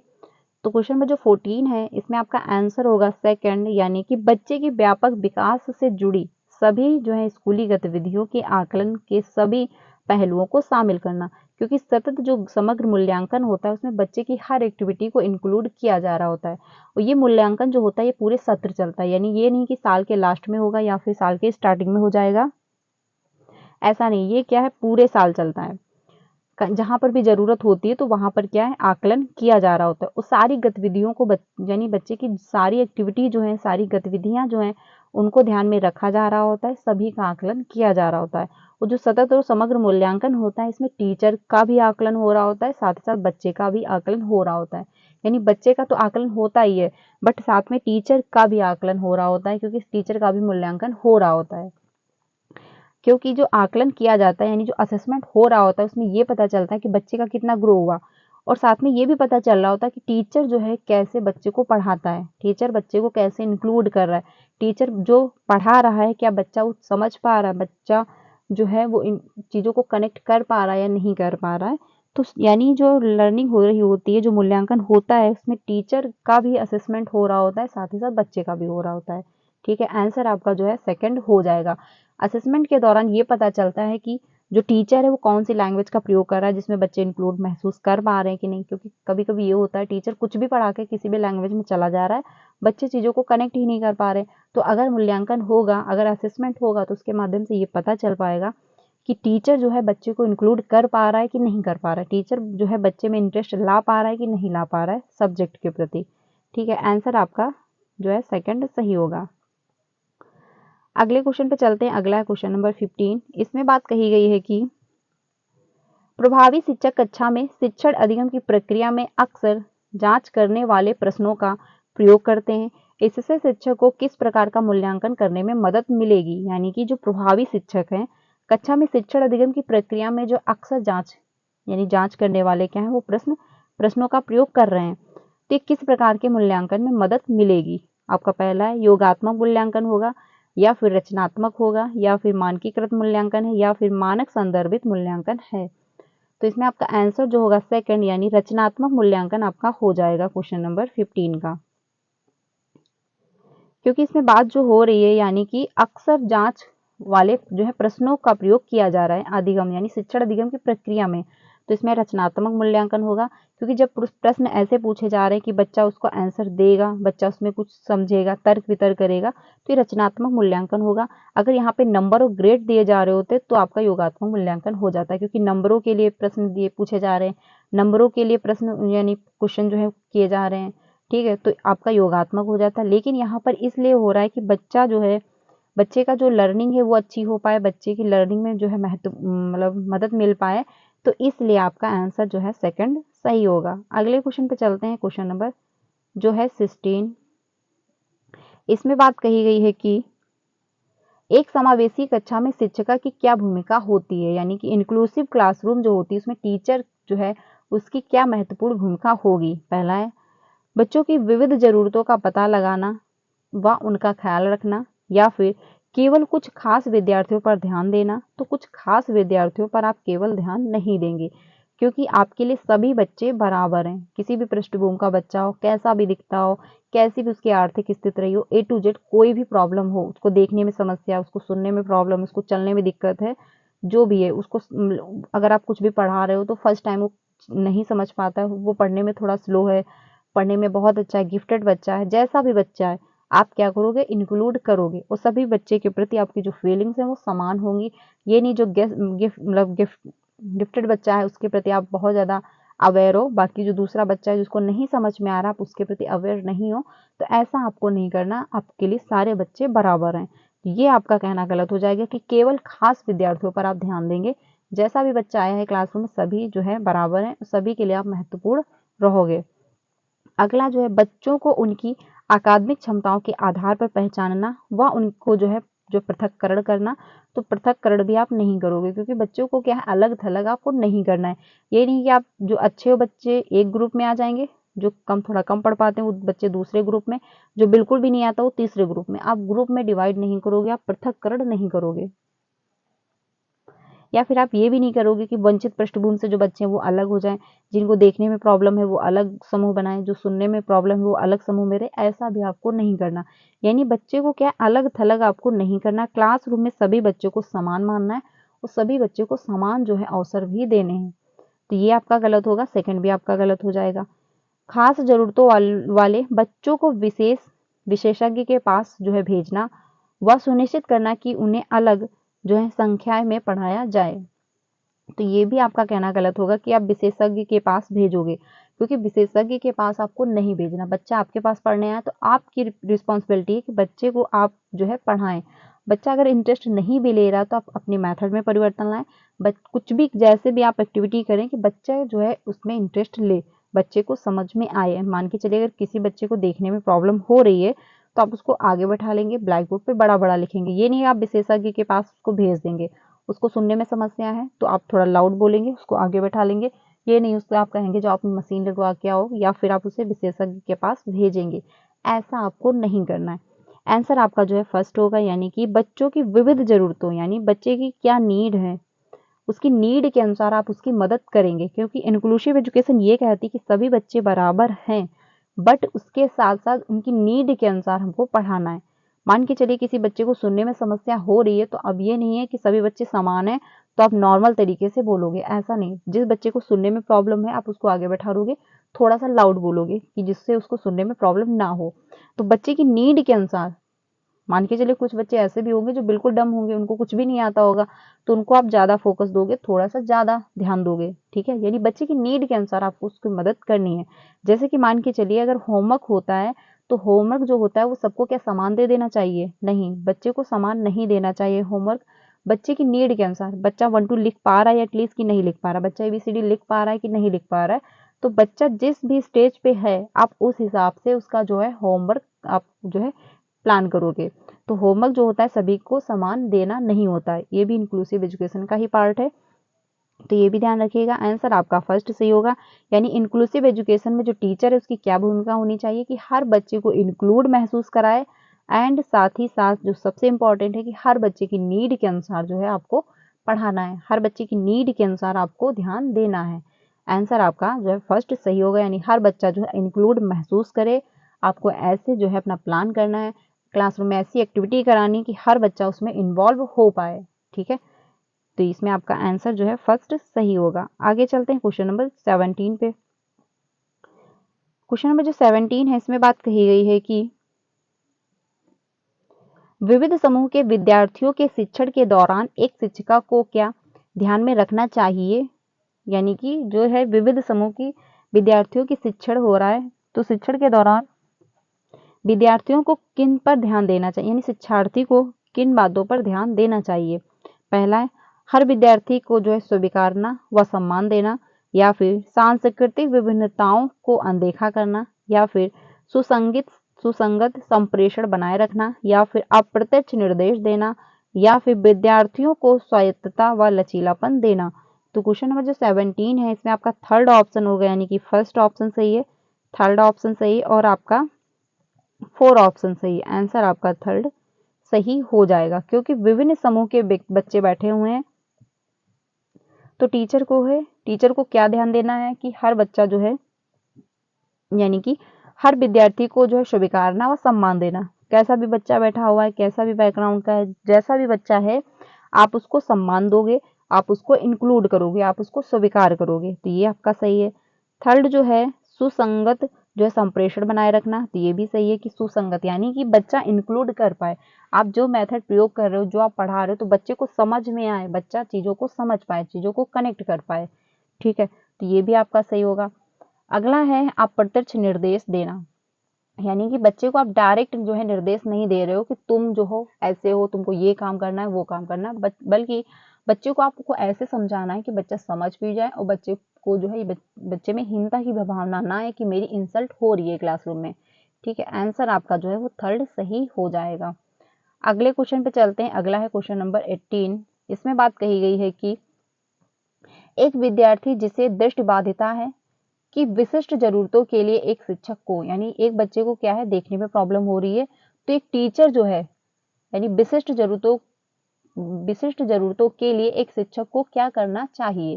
पहला है विविध तरह के जो है दृश्य प्रस्तुतिकरण पर ध्यान देना चाहिए, या फिर कई प्रकार के स्पर्शी व हस्त कौशल सामग्री का उपयोग करना चाहिए, या फिर बहुत सी जो है मूल फिल्में दिखानी चाहिए, या फिर बहुत सी जो है संचित वर्कशीट जिसमें चित्र हो जो है देनी चाहिए। तो आंसर आपका जो है 18 इसमें सही होगा 2, यानी कि क्योंकि बच्चे को देखने में पहले से प्रॉब्लम है तो आप वर्कशीट नहीं दोगे, क्योंकि क्या है उसको देखने में समस्या, तो कहाँ से अच्छे से कर पाएगा।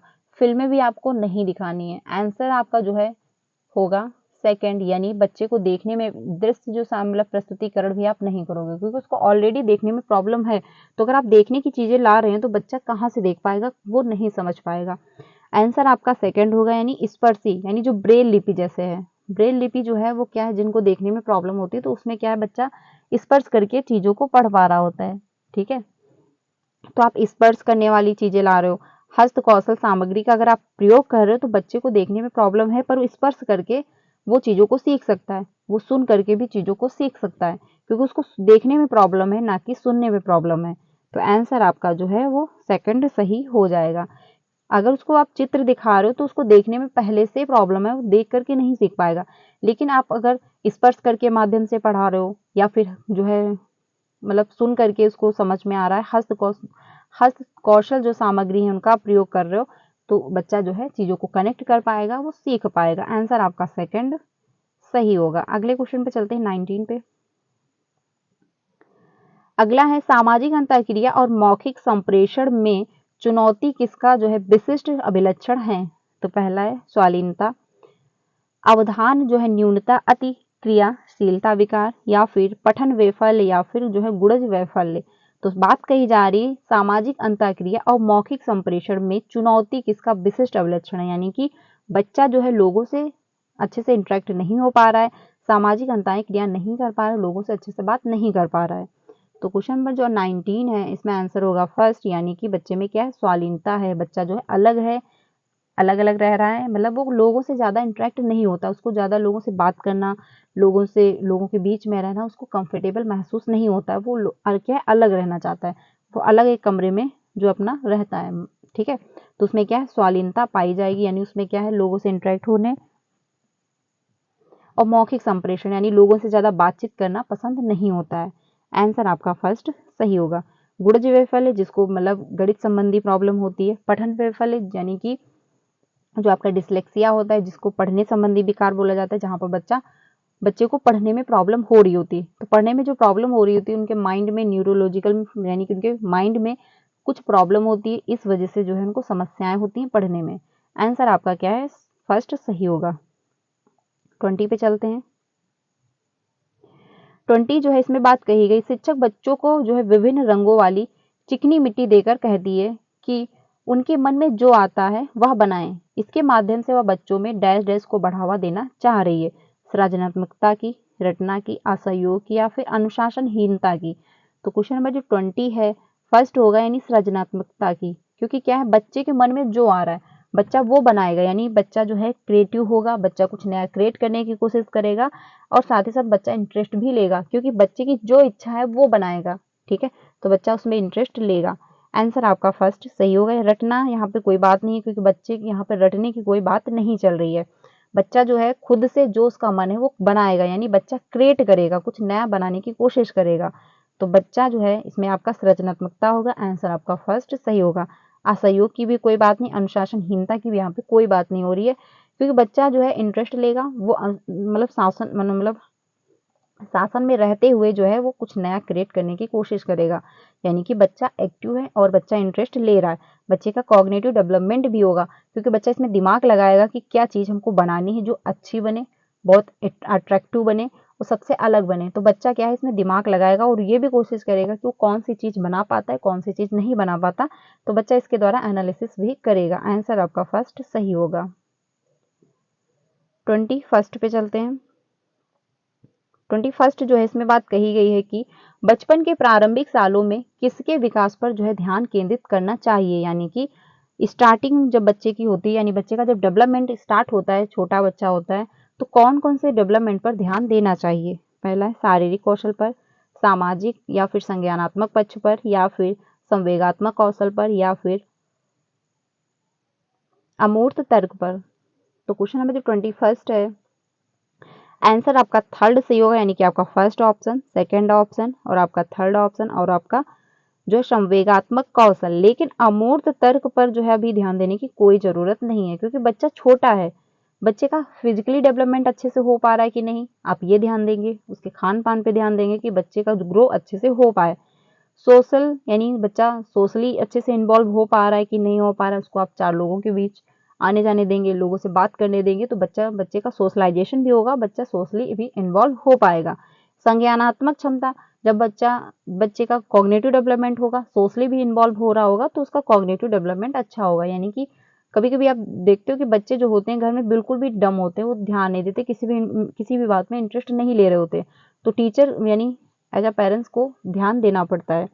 संवेगात्मक कौशल, यानी बच्चे के जो संवेग हैं उन पर भी ध्यान देना है, कि जो मतलब जो संवेग हैं ये भी आपके डेवलपमेंट में आएंगे, यानी इस पर भी ध्यान देना है कि बच्चा अपने संवेग के प्रति अवेयर है या नहीं है, यानी जहाँ कहाँ पे रोना है, कहाँ पे नहीं रोना, कहाँ पे हंसना है, कहाँ पे नहीं हंसना है, तो इन सब बातों पर भी ध्यान देना होता है। आंसर आपका जो है थर्ड सही होगा, क्योंकि छोटे बच्चे होते हैं उनको नहीं पता है कि हम कहाँ पे हंसना है, हमको कहाँ पे चुप रहना है, कहाँ पे हमको बोलना है, कहाँ पे नहीं बोलना है।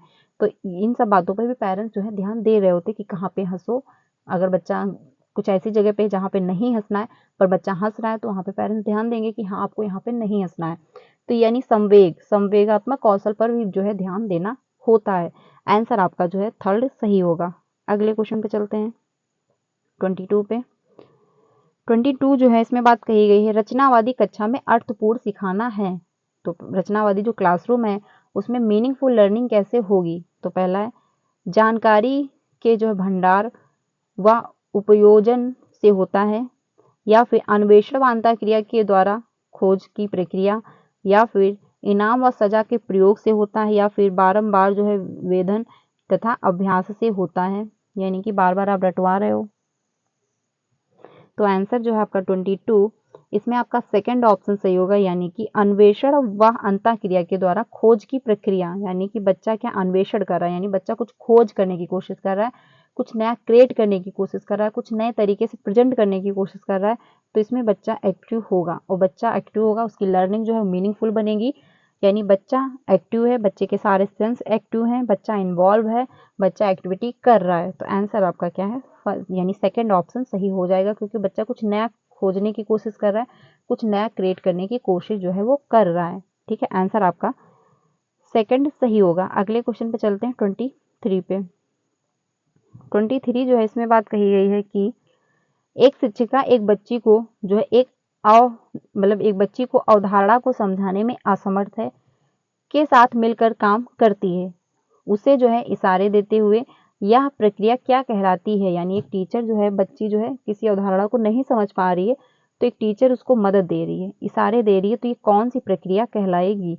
पाठ कहलाएगी, या फिर शिक्षक केंद्रित शिक्षा शास्त्र, या फिर अनुरक्षण जो है पूर्वाभ्यास है, या फिर प्रत्यक्ष निर्देश है। तो 23 जो है फर्स्ट ऑप्शन होगा। सिंपल सी बात है, क्योंकि क्या है इसके फोल्डिंग है, बच्चे को क्या है समस्या हो रही है पढ़ने में, बच्चे को समस्या हो रही है चीज़ों को समझने में, तो टीचर क्या है उसकी मदद कर रही है, टीचर उसको गाइड कर रही है, टीचर उसको सपोर्ट कर रही है, टीचर उसकी मदद कर रही है। तो इसमें आपका क्या है आंसर जो है फर्स्ट सही होगा, क्योंकि हेल्प मिल रही है। अब टीचर जो है वो क्या हो जाएगी बच्चे के लिए, MKO हो जाएगी। ठीक है, और जो हेल्प मिल रही है वो आपके स्कैफोल्डिंग हो जाएगी। आंसर आपका फर्स्ट सही होगा, ध्यान रखिएगा। आगे चलते हैं अगले क्वेश्चन पे 24 पे।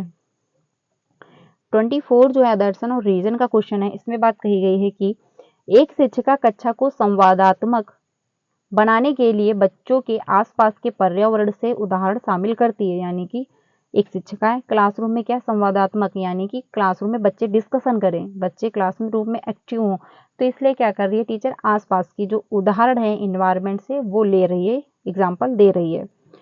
तर्क जो दिया गया, सामाजिक सांस्कृतिक संदर्भ की सीखने में जो है महत्वपूर्ण भूमिका होती है। तो बिल्कुल सही बात है, क्योंकि अगर आप ऐसे एग्जाम्पल दे रहे हो कि जो बच्चा अपने इन्वायरमेंट में देख रहा है, जो बच्चा चीज़ों को कनेक्ट कर रहा है, जो बच्चा हर चीज़ मतलब हर दिन देखता है, तो अगर आप उन एग्जाम्पल को क्लासरूम में जो है इन्वॉल्व कर रहे हो तो बच्चा अच्छे से समझेगा, बच्चा अच्छे से चीज़ों को कनेक्ट करेगा।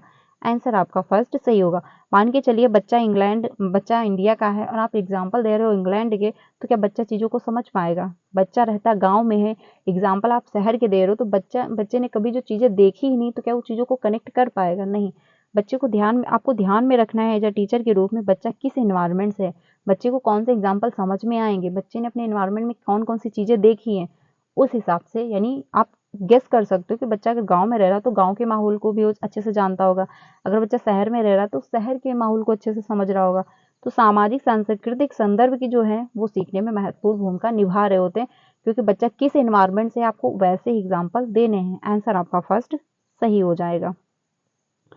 अगले क्वेश्चन पे चलते हैं 25 पे। 25 जो है इसमें बात कही गई है, निम्न में से क्या बच्चे के समस्या समाधान में बाधा उत्पन्न करेंगे, यानी बच्चे के जो प्रॉब्लम सॉल्विंग है उसमें आप बाधा उत्पन्न करेंगे। पहला है समस्या को सही से पहचानना, यानी अगर समस्या को सही से पहचान रहा है तो क्या प्रॉब्लम क्रिएट करेंगे? नहीं, क्योंकि अगर समस्या को अगर आप समझ गए एटलीस्ट प्रॉब्लम है क्या, तो प्रॉब्लम सॉल्व हो जाएगी। अगला है समस्या को स्पष्टता से परिभाषित करना, ये भी आपका सही है, क्योंकि अगर प्रॉब्लम को आप अच्छे से एक्सप्लेन कर पा रहे हो तो आप चीज़ों को अच्छे से समझोगे कि प्रॉब्लम कहाँ पे क्रिएट हुई है। पहले जो है सुलझाई गई मिलती जुलती समस्याओं के बारे में सोचना, बिल्कुल सही है, क्योंकि उसी से रिलेटेड अगर आपकी फ्यूचर में यानी पास्ट में कोई प्रॉब्लम हुई है तो आप उससे जो आपका अनुभव रहा होगा उसका आप एनालिसिस करोगे, उससे कुछ अनुभव ले करके आप नई प्रॉब्लम सॉल्व करोगे, तो उससे क्या मदद आप लोगे, बिल्कुल सही बात है। वस्तुओं के इस्तेमाल से जो है पारस्परिक तरीके पर जो है स्थित रहना, तो ये आपका गलत होगा कि आप जो पिछले टाइम जो जैसी भी प्रॉब्लम थी आपने उसको सॉल्व किया था, तो उसके इस्तेमाल से पारस्परिक तरीके पर स्थित रहना, यानी सेम प्रॉब्लम जो है यानी हर प्रॉब्लम के लिए आप सेम मेथड अपनाए जा रहे हो, तो ये ऐसे प्रॉब्लम सॉल्व नहीं होगी, बल्कि क्या है बाधा उत्पन्न होगी, क्योंकि हर प्रॉब्लम एक जैसी नहीं होती, हर प्रॉब्लम को आप एक जैसे सॉल्व नहीं कर सकते। आंसर आपका जो है 4 सही होगा। बाकी आपके ऑप्शन सही थे, बट हमको क्या देना था, बाधा उत्पन्न करना, यानी कि निगेटिव था, तो निगेटिव का निगेटिव आंसर हो जाएगा। आंसर आपका 4 सही है। अगले क्वेश्चन पे चलते हैं 26 पे। अदर्शन और रीजन का क्वेश्चन है 26। इसमें बात कही गई है कि विद्यार्थियों द्वारा जो है की गई गलतियां व त्रुटियां शिक्षकों व विद्यार्थियों की असफलता को दर्शाती हैं, तो ये कहना आपका गलत हो जाएगा, क्योंकि विद्यार्थियों के द्वारा जो गलतियां हुई हैं तो आप ये नहीं कह सकते कि विद्यार्थी जो असफल रहा या फिर टीचर असफल रहा। लर्निंग जो हो रही है, अगर क्लासरूम में लर्निंग हुई है तो गलतियां होंगी, अगर जहाँ पे कुछ बच्चा सीख रहा है तो वहाँ पे गलतियां स्वाभाविक सी बात है। गलती वही व्यक्ति करता है जो लाइफ में कुछ ना कुछ सीख रहा होता है। मान के चलिए अगर आपको कुछ सीखना ही नहीं है, आपका टारगेट ही कुछ नहीं है, आप आराम से उठे खाए पिए फिर से सो गए, तो आपसे गलतियां कुछ होंगी नहीं होंगी। लर्निंग तब जब जहाँ पे गलती होगी वहाँ पे लर्निंग हो रही है, यानी आप मान के चल सकते हैं कि लर्निंग हो रही है, तो लर्निंग का दूसरा पार्ट ही है गलती, क्योंकि गलतियां होंगी तभी लर्निंग होगी और लर्निंग होगी तभी गलतियां होंगी। ये कहना गलत होगा कि बच्चा जो है त्रुटियां कर रहा है, गलतियां कर रहा है, तो टीचर असफल है, बच्चा असफल है, ऐसा नहीं है। लर्निंग होगी तो गलतियां होंगी, बल्कि क्या करना है, गलतियों को सुधारना है, टीचर को मदद देनी है, बच्चे को भी समझना है कि हाँ हमसे कहाँ पे गलती हुई, उसका एनालिसिस करना है, नेक्स्ट टाइम ऐसी गलती नहीं करनी है। पर यह कहना गलत हो जाएगा कि अगर बच्चे से गलती हुई है तो क्या टीचर और शिक्षक असफल है, ये आपका गलत हो जाएगा। तर्क जो दिया गया है इसमें, बच्चों में खुद से सोचने की क्षमता नहीं होती है, उनके सीखने को सुनिश्चित करने के लिए उन्हें लगातार निर्देश देने पड़ते हैं। तो ये भी आपका कहना गलत होगा कि बच्चे खुद से सोचने समझने की क्षमता नहीं रखते हैं। तो क्या बच्चे बिल्कुल डब्बा हैं, टीचर्स में भर रहा है? आज की डेट में ये तो पॉसिबल नहीं है, क्योंकि बच्चा जब स्कूल आता है तो वो कुछ ना कुछ अपना अनुभव लेकर के आ रहा होता है। ठीक है, वो अपनी मदर टंग को भी लेकर के आता है, किस लैंग्वेज में खुद को एक्सप्लेन करना है, वो खुद के बारे में भी जान रहा होता है कि मेरा नाम क्या है, मैं कौन से मतलब कहाँ से आता हूँ, मेरे पेरेंट्स का क्या नाम है, मेरी माँ का क्या नाम है। तो बच्चे को सब कुछ पता होता है, एटलीस्ट उसको इतना पता है कि अपने बारे में खुद को एक्सप्लेन कर पाएगा। तो ये कहना गलत होगा कि बच्चे में सोचने समझने की क्षमता नहीं होती है, बल्कि टीचर क्या है, अगर टीचर ने कुछ पढ़ाया तो बच्चा उसमें कुछ अपना भी अनुभव लगा रहा होता है। क्योंकि हर व्यक्ति की ये मतलब मेंटालिटी है कि जो कुछ भी अगर आप सीखते हो, ठीक है, जो कुछ भी अगर आपने सीखा तो उसमें आप अपना अनुभव एक लगाओगे, अपना अनुभव एक ऐड करोगे। मान के चलिए अगर आपने कोई मूवी भी देखी है तो मूवी के एंड होने पर यानी एंड होने पर लास्ट में आप अपना अनुभव लगाओगे कि हाँ इस मूवी में ऐसे एंड होना चाहिए था, मूवी में यहाँ पे नहीं ऐसे करना चाहिए था। तो यानी अपना अनुभव आप उसमें ऐड कर रहे हो, अपनी एक समझ उसमें बना रहे हो। तो हर बच्चे में सोचने समझने की क्षमता होती है। जीन पियाजे भी कहते हैं कि बच्चे क्या है, लिटिल साइंटिस्ट हैं, नन्हे वैज्ञानिक है, कुछ नया क्रिएट कर सकते हैं, सोचने समझने की क्षमता होती है। नॉम चॉम्स्की भी कहते हैं कि बच्चा जो है लैंग्वेज सीखने की क्षमता रखता है, यानी हर व्यक्ति जो है जन्मजात क्षमता लेकर के आता है कि लैंग्वेज सीख पाएगा। ये कहना गलत होगा कि बच्चे में सोचने समझने की क्षमता नहीं होती है। ठीक है, तो आपका आदर्शन भी गलत है एंड आपका रीजन भी गलत है, क्योंकि बच्चों में क्या है, सोचने समझने की क्षमता होती है, वो कुछ नया क्रिएट कर सकते हैं, बट जरूरत क्या है, टीचर को गाइड करने की। तो आपका आदर्शन भी गलत, आपका रीजन भी गलत। तो आपका फर्स्ट नहीं होगा, सेकंड भी नहीं होगा, ए सही है लेकिन आर ये भी नहीं होगा। आंसर आपका 4 सही होगा, यानी ए और आर दोनों गलत हो जाएंगे। ठीक है, अगले क्वेश्चन पे चलते हैं। अगला है 27। 27 जो है इसमें बात कही गई, निम्नलिखित में से कौन सा भाव नहीं है, यानी कौन से जो है इमोशन नहीं है। पहला स्मृति, क्रोध, प्रेम और आपका भय। तो इसमें आपका जो मेमोरी है या फिर आपका होगा लव या फिर आपका फेयर या फिर एंगर, तो कौन सा नहीं है। 27 जो है फर्स्ट होगा, यानी स्मृति, यानी मेमोरी जो होती है आपका इमोशन नहीं होती, क्योंकि मेमोरी आप याद करते हो, आपके दिमाग में फीड होती हैं चीजें, तो ये आपका जो है इमोशन नहीं है। लेकिन आप जब लव है, क्रोध है, फियर है, इसको आप महसूस करते हो। ठीक है, क्रोध है, गुस्सा है, तो आप इसको फील कर रहे हो कि सामने वाला गुस्सा है या फिर मैं गुस्सा हूँ। आपको अगर किसी से प्रेम है तो आप ये भी फील करते हो कि हाँ मुझे इस चीज से लगाव है। फियर यानी आपको भय है कि हाँ ये चीज मुझसे अलग हो जाएगी, या फिर यहाँ पे मुझे डर लग रहा है, तो आप उसको फील करते हो। तो ये सारी फीलिंग आ रही होती हैं। लेकिन मेमोरी में कोई फीलिंग नहीं आती कि आपके दिमाग में हाँ आपको फील हो रहा है कि हाँ ये मेरे दिमाग में फीड है, ऐसा तो नहीं होता। आंसर आपका फर्स्ट सही होगा। आगे चलते हैं अगले क्वेश्चन पे, 28 पे। 28 जो है इसमें बात कही गई है कि प्राथमिक शिक्षिका अपने विद्यार्थियों में आंतरिक अभिप्रेरणा को बढ़ावा देने के लिए क्या कर सकती है, यानी कि इंटरनल मोटिवेशन जो है भरना है बच्चे में, यानी इंटरनल मोटिवेशन को बढ़ावा देना है। ठीक है, हर विद्यार्थी के हर एक जो है प्रयास की प्रशंसा करें, या फिर अवांछनीय व्यवहार को दंडित करें, या फिर विद्यार्थियों में प्रतिस्पर्धा को बढ़ावा दें, या फिर बच्चों को सीखने में आनंद की अनुभूति को जो है प्रोत्साहित करें। तो आंसर आपका जो है 28, क्वेश्चन नंबर जो है आपका 28, इसमें आंसर होगा आपका 4 सही। क्योंकि अगर आप आनंद दे रहे हो, यानी बच्चा आनंद से पढ़ रहे हैं, बच्चा इंटरेस्ट लेकर के पढ़ रहा है, बच्चे में आप इंटरेस्ट ला रहे हो, तो बच्चा क्या है, इंटरनल मोटिवेशन बच्चे में आएगी। यानी जहां पे भी बच्चे को इंटरेस्ट आ रहा है तो बच्चा क्या है, बच्चा सीखेगा, बच्चा इन्वॉल्व होगा, बच्चा एक्टिव होकर के सीखेगा, क्योंकि उसको इसमें इंटरेस्ट आ रहा है। तो आपका 4 ऑप्शन होगा, यानी टीचर को क्या करना है, बच्चे में इंटरेस्ट लाना है। अगर कोई सब्जेक्ट के प्रति बच्चे में इंटरेस्ट नहीं है तो आप ऐसी एक्टिविटी प्लान करें कि बच्चा उसमें इंटरेस्ट ले। तो इंटरनल मोटिवेशन जो होता है आपका लंबे टाइम चलता है, लंबे टाइम तक आपको पुश कर रहा होता है। लेकिन वहीं पे आपका एक्सटर्नल मोटिवेशन होता है वो लंबे टाइम तक पुश नहीं कर रहा होता है, क्योंकि उसमें क्या आपका टारगेट होता है कि हाँ हमको इनको इम्प्रेस करना था, वो इम्प्रेस हो गए, आपका जो है इंटरनल मोटिव यानी एक्सटर्नल मोटिवेशन खत्म हो जाता है। अगर आपको कोई पुरस्कार चाहिए तो ये आपका यानी अगर आपको वो पुरस्कार मिल गया तो आपका एक्सटर्नल मोटिवेशन जो है वो खत्म हो जाएगा। तो एक्सटर्नल मोटिवेशन लंबे टाइम तक नहीं चल पाता है, बल्कि इंटरनल मोटिवेशन जो होता है ये आपका लंबे टाइम तक पुश कर रहा होता है। ठीक है, क्योंकि आपको उसमें इंटरेस्ट आ रहा है, आपको जिस चीज में इंटरेस्ट आएगा आप लंबे टाइम तक करोगे। मान के चलिए अगर आपको मूवी देखना पसंद है तो आप मूवी रोज देखोगे, आप टाइम निकाल के मूवी देखोगे, आपको डांस पसंद है तो आप डांस कर मतलब आप डांस, अगर आपको डांसिंग पसंद है तो आप टाइम निकालोगे, आप जब भी आपको फ्री टाइम मिलेगा आप डांस करोगे, यानी कि डांस की प्रैक्टिस करोगे। तो क्या है, अगर आपको जिस चीज में इंटरेस्ट होगा वो आप लंबे टाइम तक करोगे। आंसर आपका 4 सही होगा। और जिस चीज में आपको इंटरेस्ट है आप वो चीज कर रहे हो, उसके लिए अगर कोई पैसे दे रहा है तो अच्छी बात है, नहीं भी पैसे मिल पा रहे हैं तो भी कोई दिक्कत नहीं, आप करते जा रहे हो, तो ये आपका लंबे टाइम तक चलेगा, ये आपका इंटरनल मोटिवेशन होता है। ठीक है, आगे चलते हैं अगले क्वेश्चन पे। अगला है 29, सेकंड लास्ट क्वेश्चन है।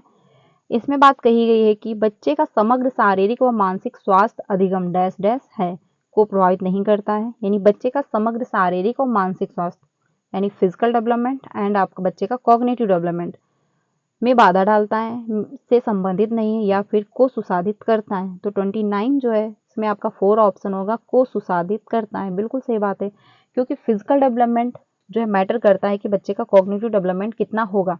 मान के चलिए बच्चे का फिजिकल डेवलपमेंट अच्छा हुआ ही नहीं, क्योंकि बच्चा अगर छोटा है, 6 साल का बच्चा है, तो क्या आप उसको हाई स्कूल की बुकें रीड करवा दोगे, हाई स्कूल की क्लास अटेंड करवाओगे? नहीं करा पाओगे, क्योंकि बच्चे का फिजिकली डेवलपमेंट ही नहीं हो पाया उस स्टेज तक। और बच्चे का अगर फिजिकली डेवलपमेंट नहीं हो पाया तो बच्चे का कॉग्निटिव डेवलपमेंट भी नहीं हो पाया होगा। तो इसीलिए क्या होता है, बच्चे की लेवल के अनुसार जो है बुकें प्लान की जाती हैं, बच्चे की लेवल के अनुसार जो है पाठ्यक्रम भी जो है प्लान किया जाता है। ठीक है, तो मतलब शारीरिक डेवलपमेंट जो है यानी आपका फिजिकल डेवलपमेंट जो है ये प्रभावित कर रहा होता है कि आपका मेंटल डेवलपमेंट कैसा होगा, और मेंटल डेवलपमेंट भी प्रभावित करता है फिजिकल डेवलपमेंट। तो इसमें क्या है, आंसर आपका 4 सही होगा, क्योंकि क्या है, शारीरिक जो है वह मानसिक स्वास्थ्य जो है अधिगम को सुसाधित कर रहे होते हैं। मान के चलिए अगर किसी दिन आप माइंडली डिस्टर्ब हो तो आप फिजिकली भी आपको डिस्टर्ब महसूस करोगे, आप फिजिकली भी अच्छे से इन्वॉल्व नहीं हो पाओगे चीज़ों को। यानी अगर आपको कोई पेन हो रही है तो क्या आप कोई काम कर पाओगे? नहीं कर पाओगे, क्योंकि आप माइंडली डिस्टर्ब हो, इस वजह से आप फिजिकली भी इन्वॉल्व नहीं हो पा रहे हो। अगर आप फिजिकली प्रॉब्लम है आपको तो आप माइंडली भी डिस्टर्ब रहोगे, आपकी लर्निंग नहीं हो पाएगी, आपसे कोई काम नहीं हो पाएगा, आप अच्छे से इन्वॉल्व नहीं हो पाओगे। तो आंसर आपका क्या है, 4 सही होगा, क्योंकि जो डेवलपमेंट है सभी एक दूसरे को प्रभावित कर रहे होते हैं। अब बात करते हैं जो जुजोंग है। जुजोंग के अनुसार अगर पूछता है संज्ञान और संवेग, यानी कि जो आपका कॉग्निटिव डेवलपमेंट और आपके इमोशन जो है, क्या दोनों एक दूसरे को प्रभावित करते हैं? क्या दोनों एक दूसरे से स्वतंत्र होते हैं या फिर स्वतंत्र नहीं होते? तो अगर जुजोंग दिया है क्वेश्चन में, जुजोंग दिया है तो क्या है, ये दोनों एक दूसरे से स्वतंत्र होते हैं। ठीक है, इंपॉर्टेंट क्वेश्चन है, ध्यान रखिएगा, क्योंकि हम लोग के माइंड सेट में ये रहता है कि सभी डेवलपमेंट एक दूसरे को प्रभावित कर रहे होते हैं। लेकिन अगर जुजोंग दे दिया गया है तो ये क्या है, एक दूसरे को प्रभावित नहीं करते हैं, क्या है, एक दूसरे से स्वतंत्र हैं, आपके इमोशन और आपके संवेग। लेकिन जुजोंग नहीं दिया गया है तो एक दूसरे को प्रभावित करते हैं, एक दूसरे पे प्रभाव अपना डाल रहे होते हैं। ठीक है, ये भी ध्यान रखिएगा। तो इसमें आपका जो आंसर है 4 सही हो जाएगा। लास्ट क्वेश्चन है, इसमें बात कही गई है कि रूही का मानना है कि उसने ठीक से पढ़ाई नहीं की, जिसके कारण उसके विज्ञान की परीक्षा में अच्छे नंबर नहीं आए, जबकि वह विज्ञान में बहुत अच्छा प्रदर्शन कर सकती थी। यानी वो खुद महसूस कर रही है कि अगर उसने अच्छे से पढ़ाई की होती तो वो अच्छा परफॉर्म कर पाती। ठीक है, रूही अपने प्रदर्शन का जो है आरोपण किस कारक को कर रही है, यानी कि पर्यावरणीय कारक को कर रही है, या फिर योग्यता की कमी है, या फिर कोशिश की कमी रही, या फिर जो है कठिन भाग्य, यानी भाग्य को कोस रही है कि मेरा भाग्य ही खराब था, नहीं तो मैं अच्छा परफॉर्म कर लेती। लेकिन यहाँ पे वो ये कह रही कि मैंने अच्छे से पढ़ाई नहीं की, ठीक है, जिसके कारण विज्ञान में मेरे अच्छे नंबर नहीं आए। तो इसमें आपका आंसर जो होगा थर्ड, यानी कि कोशिश की कमी रही। योग्यता थी उसमें, यानी योग्यता थी, अगर योग्यता ना होती तो अच्छा मतलब थोड़ा बहुत वो अच्छा नहीं कर पाती, लेकिन योग्यता थी, अगर वो और मेहनत करती और टाइम देती तो वो क्या था, अच्छा परफॉर्म कर पाती। तो उसमें क्या था, कोशिश की कमी रही, उसने कोशिश ज़्यादा नहीं की, उसने ज़्यादा प्रैक्टिस नहीं की, उसने ज़्यादा टाइम नहीं दिया। आंसर आपका थर्ड सही होगा। वो भाग्य को नहीं कोस रही है कि मेरा भाग्य खराब था, मैंने मेहनत तो इनफ की। ठीक है, ऐसा वो नहीं कह रही है। योग्यता की भी उसमें कमी नहीं थी, क्योंकि अगर योग्यता की कमी रही होती तो इतना वो नहीं कर पाती। आंसर आपका थर्ड सही होगा। तो फ्रेंड्स ये 30 क्वेश्चन थे, मैंने आप लोगों के साथ डिस्कस किए। आई होप आपको हेल्प मिलेगी। ये पेपर 1 एंड पेपर 2 दोनों में मदद करेंगे, तो आप इसको अच्छे से समझ लीजिएगा। क्वेश्चन जो थे आज के अच्छे खासे थे, इंपॉर्टेंट थे। कमेंट में अपना स्कोर जरूर मेंशन करिएगा, क्योंकि कमेंट में स्कोर अपना कोई भी मेंशन नहीं करता है। कमेंट में अपना स्कोर मेंशन करिएगा। मैं बार बार इसलिए कहती हूँ क्योंकि अगर आपने 30 क्वेश्चन जो थे मैंने डिस्कस किया आप लोगों के साथ, अगर 30 क्वेश्चन आपने अटेंड किए होंगे या फिर नहीं भी किए होंगे, मान के चलिए 20 किए होंगे, 15 किए होंगे, 10 किए होंगे, तो आप 10 क्वेश्चन पे कितना स्कोर कर पा रहे हो ये एनालिसिस आपका हो जाएगा। आप ध्यान दोगे कि हाँ अगर मैंने 20 क्वेश्चन अटेंड किए हैं तो 20 में मेरे कितने सही हुए कितने गलत हुए। इस वजह से कमेंट में अपना स्कोर जरूर मेंशन करिएगा। इससे क्या है आपका एनालिसिस हो जाएगा, आपको बहुत अच्छे से समझ में आएगा, आपको काफ़ी मदद मिलेगी। तो आज के लिए इतना ही रखते हैं। क्लास अच्छी लगी हो तो लाइक करिएगा, चैनल पर पहली बार आए हो तो सब्सक्राइब कर लीजिएगा क्योंकि यहाँ से आपको सारी इन्फॉर्मेशन मिलती है टीचिंग से रिलेटेड एंड आपको क्लासेस भी प्रोवाइड की जाती हैं। तो आज के लिए इतना ही रखते हैं। वीडियो अच्छी लगी तो लाइक करिए एंड अपने सारे फ्रेंड को भी शेयर करिएगा जो भी सीटेट की प्रिपरेशन कर रहे हैं। ये क्लास आपको डेली 3 बजे मिलती है तो आप इसको डेली ज्वाइन करिएगा। आपका पेपर 1 हो या फिर पेपर 2 अच्छे से क्वालिफाई हो जाएगा। तो मिलते हैं नेक्स्ट वीडियो में। Thank you.